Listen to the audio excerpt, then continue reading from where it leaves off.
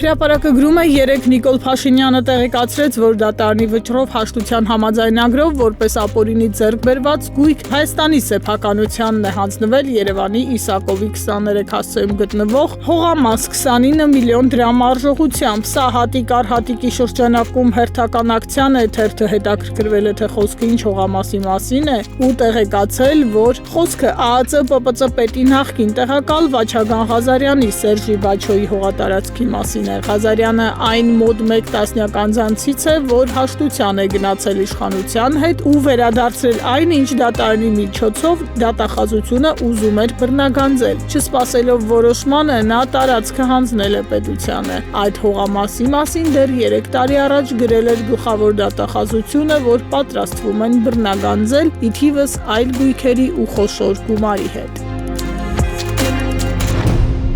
Փաստը գրում է Արմեն Մելիքբեկյանի 19 թվականի դեկտեմբերին Հայաստանի ֆուտբոլի ֆեդերացիայի նախագահ դառնալուց հետո Հայաստանի ազգային հավաքականը հաղթել է 10 անգամ, ոչ ոքի է խաղացել նույնքան ու պարտվել 30 խաղում։ 30 պարտությունից 22-ը մեր հավաքականը կրել է վերջին 3 տարում, այսինքն 20-21 թվականներին փաստացի իներցիայով արձանագրվել են փոքրի շատե բավարար արդյունքներ, իսկ այս ֆեդերացիայի ղեկավարման արդյունքներով ունեցել ենք տոտալ ձախողում ու հայտարարություն։ 22 թվականից մինչև այս պահը ներառյալ վերջին 2 խաղերը Հայաստանի ընտրանին խփել է ընդամենը 26 գոլ, սեփական դարպասին ընդունել է 74-ը։ Այս ամենին գումարած թիմում անառողջ մթնոլորտ է, պարբերաբար կոնֆլիկտներ են առաջանում մարզիչների ու ֆուտբոլիստների միջև։ Միաժամանակ ՀՖՖ ղեկավարությունը տոտալ կոնֆլիկտի մեջ է ամբողջ ֆուտբոլային հանրության, ակումբների, մարզիչների ու երկրպագուների հետ։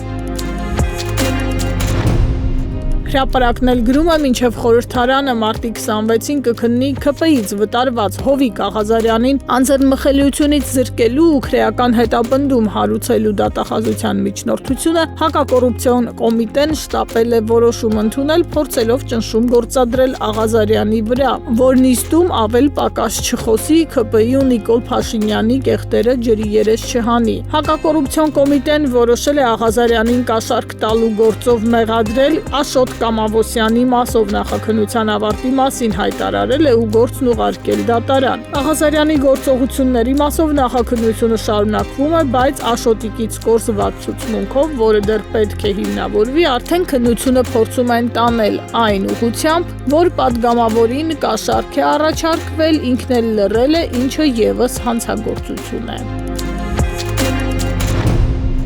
Հրապարակը գրում է Գյումրու 9 ուժերից մեկի առաջին համարը Թուրքիայի կացության քարտ ունի, այդքան տղա է, Թողասի այդ մասին 3 հայտարարել է Սարիկ Մինասյանը։ Թերթին ասել են, որ այդ անձը Սուրեն Սուրենյանցի դեմոկրատական այլընտրանք կուսակցության ցուցակգլխավորող Արտյոմ Ղարաղազարյանն է։ Ըստ լուրերի նա Թուրքիայում հյուրատներ ունի ու պարբերաբար այցելում է այնտեղ։ Սուրենյանցին թերթը հարց է տվել, թե ճիշտ է, որ ՔՊ-ի նշած անձը իրենց թեկնածուն է, նա չի հերքել, խոստացել է պատասխանել, երբ թեկնածուի հետ զրույցի ասել է, որ թեկնածուն նախկինում զբաղվել է բեռնափոխադրումներով։ Ավելի ուշ հայտարարել է, որ ասուլիս կհրավիրեն ու կպատասխանեն այդ պատմական բացահայտմանը։